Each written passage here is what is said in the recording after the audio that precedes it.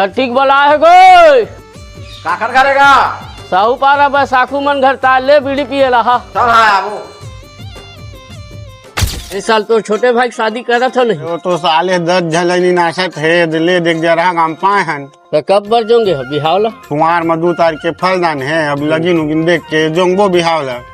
भारी देरी कर दे आप माँ जानत तो हज खेती खार के काम ला। ले चल बैठ मैं नाश्ता पानी भेजवा था।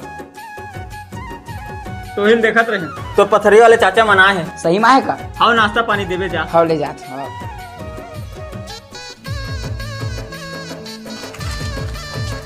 भारी बाढ़ के राजा बारात कब लेगा था तेरे जाबे तो होगा एक आध दो साल और रुक।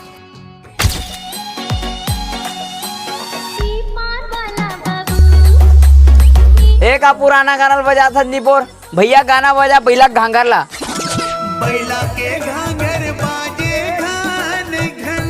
बंद कर गाना बंद कर।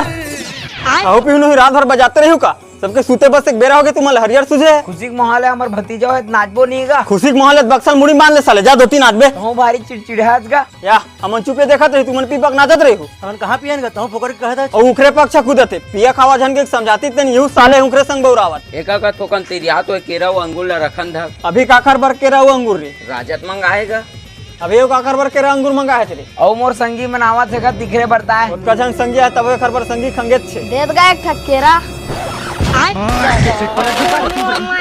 बैगन भारी केरा मंगा है मार दे लेके मन ला आने पेटी धर के आगे कागा